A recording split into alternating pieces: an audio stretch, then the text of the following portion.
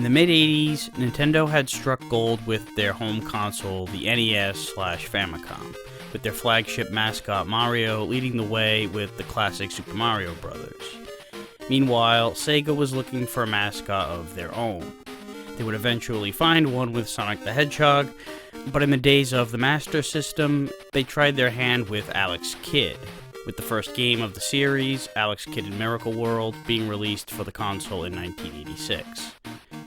You play as Alex, a young prince martial artist who goes on a mission to stop the evil Jenkin the Great, who has overthrown the kingdom of Redaxian, kidnapped his brother and sister, the prince and princess, and turned everyone in the kingdom to stone. As you might expect, it's a platformer. You go around punching blocks to grab items and power-ups, and your punch is the default attack to taking out most enemies. You'll collect bags of money which you can use to buy items in the shops, which come up between some of the levels. There are also small puzzles to solve, like breaking certain blocks to gain access to items or areas, although most of it is optional. The enemies are pretty simple, but your short-range attack makes killing them easier said than done. Making things more difficult are the flawed controls. Once you get past the whole problem of the one button being jump and two being attack, you'll then have to deal with the fact that Alex is slipperier than a minnow stick. And with so many narrow platforms, and the fact that enemies deal a one-hit death, you'll often find yourself sliding into a pit or into an enemy. You have to get used to the sensitive controls and train yourself to stop shorter than you normally would. It can lead to some frustrating moments, but it doesn't ruin the game. But one thing that is very frustrating is the fact that there are no continues. There is a cheat function that lets you go to whatever stage you want, but if you didn't have that information, you'd have to do a lot of backtracking. Thankfully, besides the punch attack, you can also use weapons, most notably the ring, which lets you fire arrows. And there are special items like a cane that will let you float for a short period of time. Once you have an item, you can activate it at any time via the pause menu. Besides the weapons and items, you can also buy vehicles that can be used in specific stages, like a motorcycle and helicopter, and in some of the stages you'll swim. By far the most annoying part of this game are the ghosts. These motherfuckers will appear after you break open certain boxes or walk over these skull icons. They'll chase after and kill you in one hit unless you run off screen. You can't kill them, but there is a way to make them disappear if you're able to punch two other item boxes, but only if you can do so before it starts moving. There's not a lot of time to do this, so you're better served to just avoid this shit at all times. Speaking of weird-ass enemies, the boss battles are unlike anything I've ever seen before. You'll face off with these guys in battles of rock, paper, scissors. No exaggeration, it's actually rock, paper, scissors matches. The best 2 out of 3 wins, and the loser fucking dies. I've never seen anything like this before or since, and what makes it funnier is the fact that the bosses themselves, referred to as Jenkins' henchmen, are based off the game Rock, Paper, Scissors itself. There's Paperhead, Scissorhead, and Stonehead. Later on in the game, you'll also have a couple traditional boss battles, and some stages will have no boss at all. As far as the Rock, Paper, Scissors matches are concerned, they're not completely random. They'll start off with a specific sequence, but if you fail to play the right move, it'll shift the sequence entirely. So learning these patterns is just another element that makes backtracking without continues frustrating. The soundtrack is limited.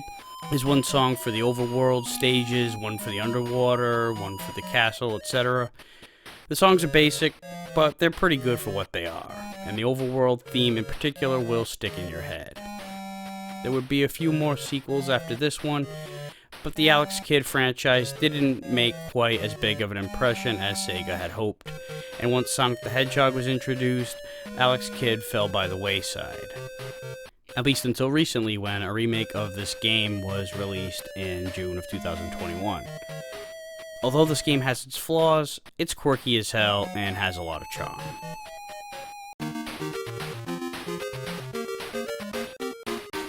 The first stage has you move downward. Punch out all the boxes with stars on them, and you'll get money from them. The small bag is $10, and the large bag is $20. Punch out this question block for a ring, and you'll be able to fire arrows. Keep heading down and collecting money, and take out these birds. They simply fly back and forth slowly, but they can get in your way in tight spaces. For example, this one right here, you'll want to very carefully slip in front of and kill, which is easier said than done with these slippery ass controls. Don't touch this next question block or one of these asshole ghosts will appear and chase you down. This block with the skull face on it will stun you momentarily if you punch it, but has no consequence otherwise. This skull block, however, produces another one of these asshole ghosts. Soon after, you'll end up underwater, and you won't be able to use your ring anymore. Swim through, collect money, and when you get here, punch out the lighter green blocks as the darker ones you can't break. Stay low so this frog can't hit you with his projectiles that fire upwards, and take him out. Then kill this fish, collect the money in here, and avoid the question block. It's another dickhole ghost. And then punch out this rock to reveal this rice ball that ends the stage. These rice balls will be the exits to all the stages. Then you'll come to a shop. Definitely buy the motorcycle, and if you use the ring in the first stage, buy another one here. The question mark block is invincibility, which is okay, I guess, but not worth $100. On the motorcycle, you can basically rip shit up. The enemies, rocks, and blocks will all fall to their doom. However, you will lose the bike if you hit one of the red orbs, so you don't have to always fly like a madman. It's not like you have a time limit in this thing. In fact, you don't even have to accelerate. You can literally get through the whole level by doing nothing except jumping over the orbs in a few select spots. But if you do lose the bike, simply avoid the pits, punch out the scorpions, and line up with the leaping frogs and knock them out too. You'll lose the bike for sure when you get to this wall of balls, and the first boss battle is next. It's Stonehead. Pick rock first, and then scissors, and he dies and you move on. Keep in mind again that while he'll always pick scissors first, his next choice will only be paper if you make the right choice in the first place. If you ever break the pattern, then the combinations that follow will be different for not only Stonehead, but for every other rock, paper, scissors match for the rest of the game. So don't fuck that up. The third stage is underwater. Punch out the blocks here to get an extra life in the question block, and slip by this stationary octopus's tentacle to get the money in the block here, and then to bypass him completely. These seahorses move a little erratically, but shouldn't be much of a problem to line up and punch out. Carefully avoid the next octopus, and be sure not to let the screen bypass you and keep you from going back to collect the goodies. Soon after, you'll reach the end. In stage 4, the blue balls are breakable, the red ones are not. Clear the blue balls that get in the way of the money blocks, although it's very tempting to use this one as a boost to get the money in the block, but I advise against it. The risk of falling while positioning yourself on a narrow-ass platform is not worth the reward, but go for it if you can fire the arrows and make accessing it easier. Keep your eyes on the scorpions in the long grass. It's easy to miss them. And be careful around the lava pits. Otherwise, it's a pretty short stage, and you'll run into an old man who tells you your whole backstory. Kinda weird that this happens in the 4th fucking level. Grab the helicopter before grabbing the rice, and move on to stage 5, where you'll pilot the helicopter you just acquired. Fly across and grab the money along the way while shooting the birds. Just be careful when grabbing the cash below the red balls. If you hit them from underneath, you'll lose the copter and you're in a swimming portion for the rest of the stage. The underwater area is a lot quicker and you only have to contend with these small fish that simply swim back and forth and this bigger one right at the exit. But if you stay up too high, you'll get a lot more money. And it's really nothing more than avoiding the bottom of the balls and the birds, and there's a rice ball here too. You'll hit up a shop where you can buy another helicopter, an extra life, or this A-ball called a magic capsule that shoots a few little Alexes that kills enemies. Buy the chopper, the extra life if you need it, and the capsule if it tickles your fancy. I don't think it's really worth the money. You'll automatically be equipped in the helicopter, and kinda like in stage 2, you're relatively unstoppable in your vehicle. Fly around, shoot through blocks, and collect money from the star blocks. But similar to the previous stage, you don't want to hit any of these blocks from underneath or the chopper is gone. watch these little bouncing mustache things. Their patterns are simple enough and they're fairly slow. This flame will circle this block kinda like the Stridex pad in Super Mario 3. Slip in when it's safe and grab the extra life in the question block before moving on. You'll be forced out of the helicopter by the end if you still have it, and you'll end up in a legit boss battle with a bull. It'll charge at you slowly, punch it to keep him back, and he'll pick up speed gradually with each new charge. It doesn't do anything else, so just keep punching until it's dead, and you'll then meet an old man who tells you your brother is being held prisoner in a castle called Redaxian. Onto the 7th stage, and thank God for these blocks that form the number 7 in case you forgot where in the game you are. This tiny bat will hover back and forth, knock him out of the way, and take the upper path to avoid the lava pit and nearby scorpion. Knock out this question block to get a ring, and then you'll come across an area where you're tempted to slip down to collect the money and the star ball from Rugrats. This star ball is called the telepathy ball, which helps you to see your opponent's moves before they happen in the rock, paper, scissors matches. Slip down when the lava bubble appears, but before it bursts, and you'll somehow be able to use it as a platform. Just move along quickly. Then continue right to clear away the illusion floor. Don't try to backtrack, you won't reach. As you clear these blocks, watch out for the flame, retreat, and continue through to punch out the blocks when the opening presents itself. Avoid this question block, as one of those douche ghosts appear. Head up here to grab the money, but don't touch this question block, it's also a ghost prick. Don't land on this skull block, or yet another of these godforsaken ghost fucks shows up. The question block here, though, will give you an extra life, and the next rock, paper, scissors boss is ahead. This time it's Scissorhead. First choose scissors, then paper, and he's done for. You'll hit a shop first. Buy the motorcycle and the magic capsule. Cane is optional.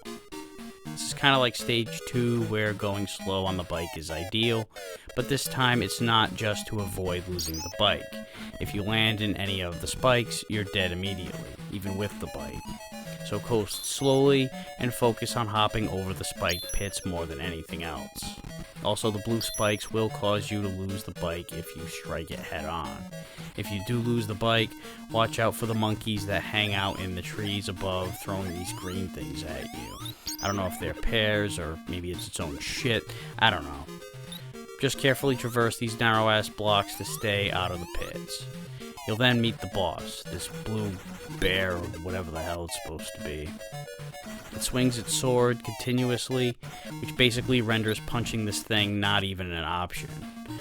You can equip and use the ring to blast him away, or save it for later and use the little Alex magic capsule, which will let you just sit back and watch as they take him apart.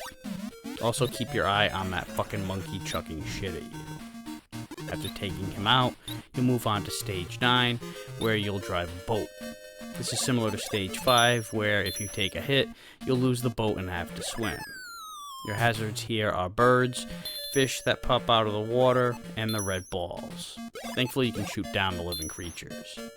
Keep the boat moving at a slow pace, shoot everything in your way, and avoid the balls until you reach the end. If you end up underwater, avoid this question block. This motherfucker of a ghost lies behind it and you can't swim fast enough to outrun it. Watch out for the 2 frogs toward the end and their projectile spitting.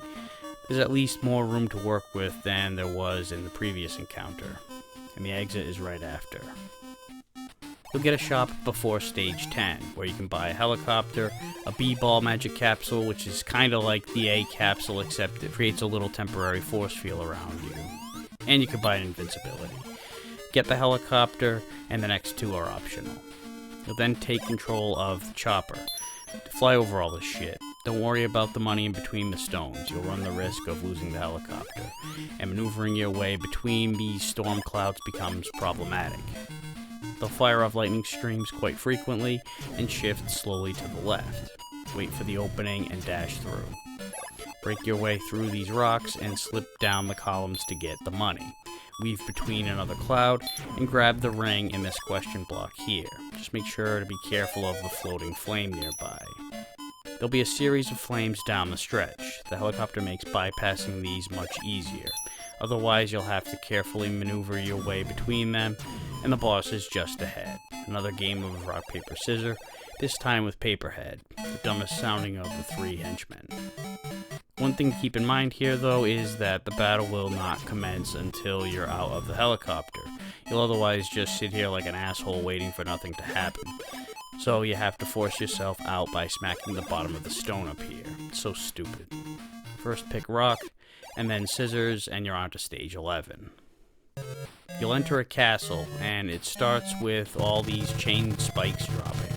Quickly outrun it, otherwise you'll have to jump in between each one. These aren't safe platforms. If you fuck up and let them drop, you can always back out of the room and try again. Then punch the blocks to access the money and avoid the flame at the same time, and head for the ladder. Kill the frog and clear some blocks to give you room to jump so you can grab some cash, and lower the risk of getting spikes in your head.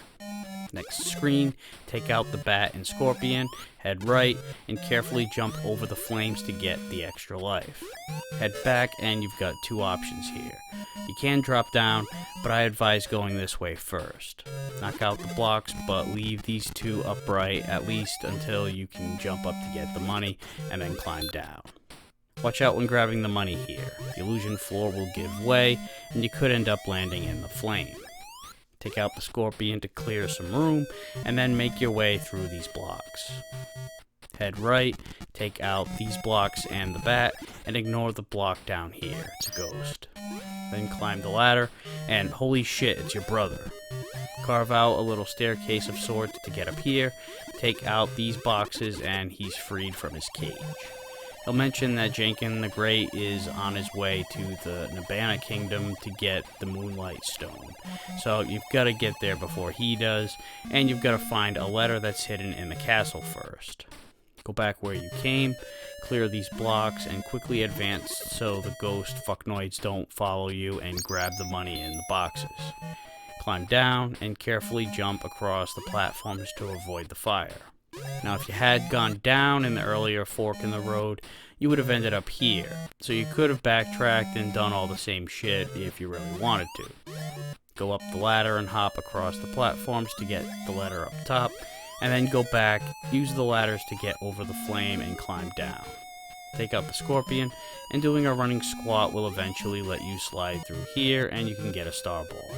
This is optional. Heading right will take you to a room with dropping spikes. Quickly run, jump over the skull, and plow the blocks out of the way. Similar to earlier, you can exit the room to reset the spike drop. Next room is a bunch of flames and narrow passageways. Wait for one to pass before heading through and jumping through the openings in the floor, and follow the last one when it's on its way back. Next is the boss, a rematch with Stonehead. To achieve victory, pick paper twice, as the Rockhead is actually obsessed with rock this time. But wait, it's gonna be an actual boss battle now? So yeah, he decapitates himself and heads across the room in a predictable wave pattern. Wait for him to approach, jump and punch, rinse, wash, repeat until he's dead, and it's on to stage 12. This level is quite short. Climb up here to get to the shop. There's an A capsule, a B capsule, and an extra life. All of this is optional, but I recommend the extra life if you have the cash. There's a flame circling around these money blocks. Punch them when the coast is clear, and cash in. Literally right after that is another rematch, this time with Scissorhead. Pick rock twice. Notice the pattern here? And as you also might have predicted, you'll also get another real boss battle with a decapitated henchman. His head swings back and forth like a pendulum, and his body will fire some weird projectile. The projectile is slow, but it's enough to get in your way during your attack. When there's an opening, jump across and punch the head when it's basically at the low point. Retreat and repeat. After taking it out, move on to stage 13. This is another helicopter stage. You can hit the red balls head on, but hitting them from underneath will cost you the chopper, which means you're fucked, even if you land on a platform because of the long pits, unless you have the cane to float across. Weave your way between the balls, and be careful when you ascend. These low spots are tricky because of the muck underneath, and the risk of hitting the balls on the way up, so be careful. Let these vines get low before advancing, shoot the birds, and the end of the stage is just ahead. The next stage isn't really a stage at all. You just walk into the castle, and the King of Nabana informs you that Jenkins just ran off with the Moonlight Stone, and gives you a stone slab. Grab it, head for the exit, and that's the end of that chapter. Stage 15 starts off with a shop, and you can snag a bike, a ring, and a cane. Definitely grab the bike, and the other two if needed. Much like the earlier motorcycle stages, you're going to want to ride slowly, since nothing's going to hurt you unless you fall down a pit, and you'll hang on to the bike as long as you don't plow into one of the gray stones. So ride slow, grab as much money as you can, jump over the pits, and you'll get to the stone wall right before the rematch with Paperhead. Now you'd think you'd be picking scissors twice based on the previous rematches, but this time you do rock first, and then scissors, and then you'll get the boss battle. His head will detach just like his weirdo brothers, and it'll float along the screen in a weird but consistent pattern. Stay to the far left against the edge of the screen, and simply punch when he gets close. He'll never touch you from here. After enough hits, you'll take him out, and it's on to stage 16. This is another castle level. At the very beginning, the floor will open up when you cross it, so jump over it to get to the money boxes, although there'll be no more item shops throughout the game, so really there's no point, unless you just plain feel like it. Next screen, this weird looking platform will open up after you land on it, so make sure you're not right above the flame, and then quickly punch the block to get through. Go down the ladder, follow the linear path, punch out these blocks to get through, bypass the ladder here, punch out these blocks, and go down this one. Be careful of the flames here. You don't have a lot of jumping room, but you'll have to jump over them, and then quickly run to get to the next screen before the shit collapses on you. The question mark blocks to the right in here are optional, but you have to slide through, which takes fucking forever. And keep in mind not to touch the top one. It's a ghost dipshit. But you don't need this shit right now. Just go up the ladder.